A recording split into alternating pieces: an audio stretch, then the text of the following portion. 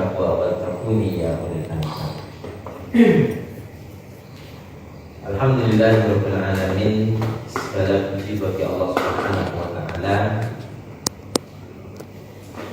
yang mana telah memberikan kepada kita semuanya banyak sekali dari tanda-tanda kebesarannya. Wa min ayatihi, salah satu tanda-tanda kebesarannya Allah membangunkan kita di pagi hari, memberikan kesempatan kita untuk beribadah di pagi hari. Itu adalah salah satu tanda-tanda kebesaran dari Allah Subhanahu wa taala yang mengingatkan kepada manusia bahwasanya Allah itu masih memilih kita. Allah itu masih memberikan keridhaan kepada kita. Allah itu masih menginginkan kita menjadi pribadi-pribadi jauh lebih baik lagi. Oleh karena itu, ma'asyiral muslimin rahimani wa rahimakumullah, berkat demikian, berkat keridhaan dari Allah Subhanahu wa taala, kita sambut ridhonya Allah dengan membangunkan kita diberikan kemudahan melangkah ke masjid. Itu ya masya Allah sekali. Pagi hari subuh-subuh datang ke masjid untuk melakukan ibadah itu kalau tidak didasari dengan keistiqomahan yang sudah berjalan terus-menerus ya susah. Kadang istiqomah pun juga pasti juga ada bolong-bolong, pasti ada rasa malas dan pasti ada rasa bagaimana. Hal-hal kecil demikian adalah hal-hal yang harus kita syukuri sebagai seorang hamba, sebagai seorang mukmin. Allah telah memberikan kepada kita sebuah kesempatan untuk bangun di pagi hari, yang mana itu menjadi impian bagi banyak orang yang hari ini mungkin sampai detik ini masih terlelap dalam tidurnya. Dia juga menginginkan bangun di pagi hari, tapi oleh Allah Subhanahu wa taala belum izinkan. Kemudian yang kedua, salawat serta salam tetap kita curahkan bimbingan kepada baginda Nabi Muhammad SAW, karena beliau adalah Sayyidul Anbiya, tuannya para nabi, Khatimul Anbiya wal Mursalin, untuk para nabi dan para rasul yang menyempurnakan ajaran Allah Subhanahu wa taala yang dituangkan dalam Al-Qur'an, al-yawma akmaltu lakum dinakum wa atmamtu 'alaikum ni'mati wa raditu lakum Islam. Penutup turunnya terakhir wahyu di dalam Al-Quran menandakan bahwasanya Islam ini sudah kamilah, belum mutakamilah. Islam itu ya lengkap dan dilengkapi. Jadi agama Islam itu diturunkan oleh Allah Subhanahu wa taala kepada baginda Nabi Muhammad itu sudah secara total, secara lengkap dan siap untuk menjadi hudal linnasi wa bayyinatin minal huda wal furqan, menjadi petunjuk untuk manusia dari zaman Nabi Muhammad SAW dan juga ila yaumil qiyamah, sampai hari kiamat. Ma'asyiral muslimin rahimani wa rahimakumullah, pada hari ini tema pengajian kita yang ringan-ringan saja sebagai reminder, pengingat untuk diri kita, karena saya melihat di Masjid Tawian ini sudah banyak sekali pengajian alhamdulillah. Dulu itu cuma hari Selasa sama pagi dan Jumat pagi itu pun 2 minggu sekali kalau tidak salah, itu jadwalnya. Sekarang hari Selasa pagi ada, Selasa malam ada, Jumat pagi ada, Sabtu malam ada, Ahad pagi ada. Ya alhamdulillah, ini sebuah perkembangan yang harus kita syukuri, dan tentunya dengan tema yang berbeda-beda, dengan pemateri yang berbeda-beda. Semoga menjadikan kita semuanya menjadi seseorang atau pribadi yang kualitas satu keimanan, kemudian kualitas kemampuan dan pengetahuan kita tentang saqafah Islamiyah, wawasan keislaman kita semakin bertambah. Ma'asyiral muslimin rahimani wa rahimakumullah, Allah itu memfirmankan di dalam Al-Quran itu sekitar ada 3 atau 4 ayat itu yang berkaitan dengan kegiatan kita sehari-hari yang itu sifatnya sangat sepele sekali. Apa itu? Tentang makan. Tidak pernah terpikirkan oleh kita bahwasanya Allah itu menyebutkan di Al-Quran 3 atau 4 kali ayat yang itu secara spesifik menyebutkan makanlah dan minumlah. Salah satunya Allah firmankan di dalam surat Al-Baqarah ayat 168. Ya ayuhan nasu kulu mimma fil ardi halalan thayyiba wa la tattabi'u khutuwatis syaitan. Ya ayuhan nas, wahai manusia, kulu makanlah, mimma fil ardi, sesuatu yang ada di dalam bumi ini, halalan thayyibah, yang halal dan thayyib. Thayyib itu baik. Wala tattabi'u khutuwati syaitan, dan jangan mengikuti jalan-jalan syaitan. Dalam surat Al-Baqarah, di dalam surat yang sama Allah sebutkan di dalam ayat yang lain, ayat 172, ya ayyuhalladzina amanu kulu min thayyibati ma razaqnakum washkuru lillahi in kuntum iyyahu ta'budun. Ya ayyuhalladzina amanu, wahai orang-orang yang beriman, kulu makanlah, min thayyibati ma razaqnakum, dari sesuatu hal-hal yang baik yang telah Allah berikan kepada kalian. Washkuru lillahi in kuntum iyyahu ta'budun, dan bersyukurlah kepada Allah, iyyahu in kuntum iyyahu ta'budun, jika kamu hanya menyembah kepada Allah. Dari dua ayat ini sudah jelas perintah yang diturunkan Allah Subhanahu wa taala kepada Nabi Muhammad itu perintahnya sangat spesifik. Kulu makanlah. Jadi kenapa kalau kita harus dibahas tentang makan? Ya makan, tinggal makan. Manusia butuh makan memang. Manusia butuh minum. Tapi ternyata tujuan dari Allah Subhanahu wa taala mengingatkan manusia untuk makan. Hei manusia, makanlah. Nikmatilah sesuatu yang telah aku ciptakan di alam muka bumi ini. Ada tumbuh-tumbuhan, ada hewan-hewan. Apalagi di bumi Indonesia kita dengan tanah yang begitu suburnya, kita menancapkan batang singkong saja, bahasanya kan begitu. Itu tumbuh dan bisa kita nikmati. Apapun bisa tumbuh, apapun bisa kita nikmati. Satu, untuk mensyukuri kebesaran keesaan dari Allah Subhanahu wa taala. Makanlah, karena itu salah satu dari tanda-tanda kebesaran. Satu. Yang kedua, maksud dari perintah Allah Subhanahu wa taala makanlah, apa perintahnya, apa manfaatnya? Bahwasanya seorang muslim yang dia diwajibkan untuk beribadah kepada Allah Subhanahu wa taala, 5 waktu kita menjalankan sholat, belum dengan ibadah-ibadah yang lain, itu harus ditopang dengan tenaga yang kuat. Lah gimana caranya kita bisa menopang diri kita dengan tenaga yang kuat? Salah satu cara yang terbaik adalah dengan kita makan. Terlihat sepele tapi ternyata maknanya begitu dahsyat. Ma'asyiral muslimin rahimani wa rahimakumullah.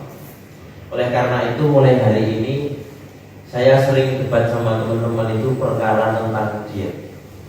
Jadi mungkin ada ibu-ibu atau bapak-bapak yang pengen diet, mengecilkan berat badan. Sebenarnya tidak ada masalah, itu fine-fine saja. Tapi saya selalu berdebat dan menggunakan dalil ini. Wong Allah saja merintahkan kita untuk makan kulu wasrobu. Kenapa kita harus menahan-nahan diri kita untuk tidak makan agar tubuh kita ini menjadi lebih sehat, menjadi lebih, istilahnya itu lebih, bentuk badannya lebih bagus gitu kan. Kalau kata teman-teman yang diet dan menjaga badan itu ya dibalik lagi sama mereka juga. Nah ya badan kita juga titipan dari Allah dan kita juga harus menjaganya. Salah satu menjaganya adalah dengan kita memilih makanan yang sehat dan dengan protein yang besar, dengan macam-macam bla bla bla, agar kita bentuk badan kita menjadi lebih baik. Nah ini dua hal yang silakan dengan mau diet dengan alasan menjaga amanah dari Allah yang berbentuk tubuh ini, atau dengan mau menjalankan perintah Allah yang dipikir kita itu sepele, makanlah dan minumlah. Monggo. Ma'asyiral muslimin rahimani wa rahimakumullah. Tapi dalam ayat yang lain Allah mengingatkan, dan termasuk dalam hadis. Dalam hadis itu Nabi Muhammad SAW pernah mengingatkan, kul wasrob, kul makanlah, wasrob dan minumlah, walbas dan berpakaianlah, wala bighairi musrifin wala khiyala, akan tetapi jangan berlebih-lebihan. Di dalam ayat yang lain surat Al-A'raf Allah Subhanahu wa taala juga mengingatkan, wa kulu washrabu wala tusrifu, makanlah dan minumlah, wala tusrifu, akan tetapi jangan berlebih-lebihan. Kalau kita melihat di dalam kisah sejarah Nabi Muhammad SAW, yaumiyatun Nabi, kegiatan sehari-hari Nabi Muhammad itu, salah satu contoh yang bisa kita ambil sisi positifnya adalah, mungkin dengan semua sudah tahu tapi mungkin kurang mempraktekkan dalam hal-hal ini. Apa? Rasulullah itu hanya makan ketika betul-betul lapar. Dan Rasulullah itu berhenti makan sebelum Rasulullah merasa kenyang. Kenapa demikian? Mungkin jenengan bisa merasakan. Kalau jenengan makan secara kenyang, istilahnya itu sampai begah, perutnya itu penuh, apa yang akan terjadi? Satu, pasti ngantuk. Yang kedua, pasti malas. Dan ini dalam ilmu kesehatan juga sudah dibahas oleh para dokter. Kalau kita makan sampai kapasitasnya itu full, melebihi batas, itu bukan membuat kita menjadi lebih produktif, lebih semangat untuk menjalankan ibadah-ibadah yang sesuai aturan dari Allah Subhanahu wa taala, tapi justru malah membuat kita itu merasa malas, merasa ogah ngapa-ngapain. Karena para ulama sendiri dalam kitab-kitab adab terlihat hal-hal seperti ini terlihat sepele, tapi dampaknya begitu dahsyat. Disebutkan kasratus sibah. Kasratus sibah itu banyak kenyang. Artinya kita itu suka makan secara berlebih-lebihan. Itu bahasanya kalau menurut para ulama itu sifatun min sifat syayatin. Jadi sifat-sifatnya seton itu adalah banyak kenyang, banyak makan. Memang kita diperintahkan makan, memang kita diperintahkan untuk minum. Itu salah satu tanda-tanda kebesarannya. Dan hal-hal kecil demikian itu bisa membuat kita bersyukur. Kalau dengan makan nasi saja kita bersyukur, kalau dengan minum satu teguk air saja kita bersyukur, sudah cukup merasa bahagia. Kita tidak perlu sesuatu hal yang lebih besar agar kita bisa bersyukur. Itu kan poin intinya kan di situ. Akan tetapi kalau kita berlebih-lebihan itu juga tidak baik. Berlebih-lebihan dalam makan, berlebih-lebihan dalam minum, berlebih-lebihan dalam menggunakan segala sesuatu yang Allah titipkan pada diri kita itu juga tidak baik. Nah, kalau kita lihat hari ini, banyak orang yang berusaha mengumpulkan harta bendanya, banyak orang yang dia mencari makan hingga meninggalkan waktu-waktu sholatnya. Bahkan ada yang sudah tidak peduli dengan yang namanya syariat ini, karena ya hal ini lumrah terjadi. Saya sering ketemu dengan ya teman-teman yang ada di luar itu kerja dari pagi sampai sore nanti masih dilanjut sampai shift malam. Nanti malam baru istirahat, pagi kerja lagi. Itu apa? Mengumpulkan harta benda untuk agar bisa makan. Tapi dia lupa bahwasanya di sela-sela waktu dia menjalani pekerjaannya itu ada hal yang harus dia lakukan. Apa yang harus dia lakukan? Tetap beribadah kepada Allah Subhanahu wa taala. Akan tetapi tidak dia lakukan, justru dia melanggar perintah-perintah dari Allah Subhanahu wa taala. Ini sesuatu yang berlebihan dan tidak baik. Bisa dipastikan sesuatu hal kalau itu berlebih-lebihan, melebihi dari porsi yang sesungguhnya, itu bisa dipastikan membawa dampak yang sangat negatif. Oleh karena itu, ma'asyiral muslimin rahimani wa rahimakumullah, mulai hari ini kita tanamkan rasa syukur kita, rasa cinta kita kepada Allah Subhanahu wa taala itu dengan hal yang sepele. Apa tadi? Dengan kita makan, dengan kita minum sesuatu yang bisa kita nikmati pada pagi hari ini, sudah jadikan itu hal yang membuat kita bersyukur dan mengingat keesaan kebesaran dari Allah Subhanahu wa taala. Pagi hari ini setelah tausiah ada yang namanya subuh barokah, bisa dengan nikmati, bisa dengan santap, dan jadikan hal itu penopang semangat kita, penopang rasa syukur kita kepada Allah Subhanahu wa ta'ala. Dan jadikan sarapan yang kita makan pada hari ini itu kita niatkan, ya Allah, saya makan, semoga apa yang saya makan pada hari ini menjadikan fondasi kekuatan saya untuk lebih semangat menjalani ibadah kepada Allah Subhanahu wa ta'ala. Nah, ma'asyiral muslimin rahimani wa rahimakumullah, kenapa demikian? Karena ancaman-ancaman yang Allah berikan bukan ancaman sebenarnya. Kalau ancaman terlihat bahasanya itu tidak enak didengar, tapi Allah memberikan warning, peringatan-peringatan bagi orang-orang yang dia menyelisihi ataupun bermaksiat ataupun membangkang dari perintah Allah Subhanahu wa taala. Dalam surat Az-Zumar ayat 71 Allah sudah menyebutkan, wasiqal ladzina kafaru ila jahannam zumara hatta idza ja'uha futihat abwabuha wa qala lahum khazanatuha alam ya'tikum rusulun minkum yatluna 'alaikum ayati rabbikum wa yunzirunakum liqa'a yawmikum hadza qalu bala walakin haqqat kalimatul 'adzabi 'alal kafirin. Az-Zumar itu artinya rombongan. Wasiqal ladzina kafaru ila jahannam zumara, dan orang-orang kafir, orang-orang yang dia menyelisih perintah Allah, orang-orang yang dia ahli maksiat, orang-orang yang dia tidak mau bertobat kepada Allah Subhanahu wa taala, digiring oleh para malaikat itu, mereka masuk ke dalam neraka itu digiring ila jahannam zumara, ke dalam neraka jahanam secara zumara, secara rombongan. Hatta idza ja'uha, kalau mereka sudah datang, futihat abwabuha, dibukakan pintu neraka, wa qala lahum, dan para malaikat itu akan berkata,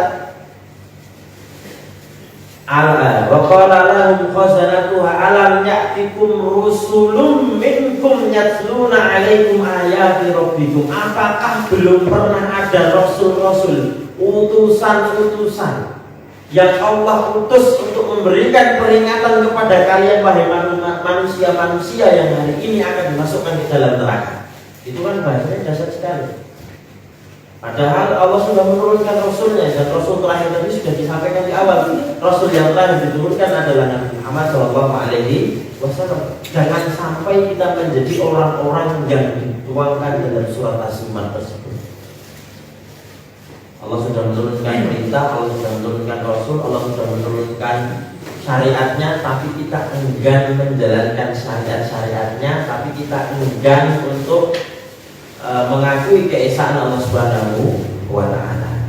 Nah, niku mawon Bapak-bapak, Ibu-ibu yang dirahmati oleh Allah Subhanahu wa Ta'ala, reminder kita pada pagi hari ini, jadikan hal-hal yang sepele itu bisa membawa berkah, bisa membawa kebaikan-kebaikan. Dan siapa tahu itu nanti menjadikan ladang kita, menjadikan catatan kebaikan kita di hadapan Allah Subhanahu wa Ta'ala, sehingga memberatkan amal kebaikan kita dan kita dimasukkan di dalam surga-Nya. Wallahu ta'ala a'lam bishawab. Aqulu qouli hadza wa astaghfirullah li wa lakum wa lisa'iril muslimina min kulli dhanbin wastaghfiruhu innahu huwal ghafurur rahim. Assalamualaikum warahmatullahi wabarakatuh.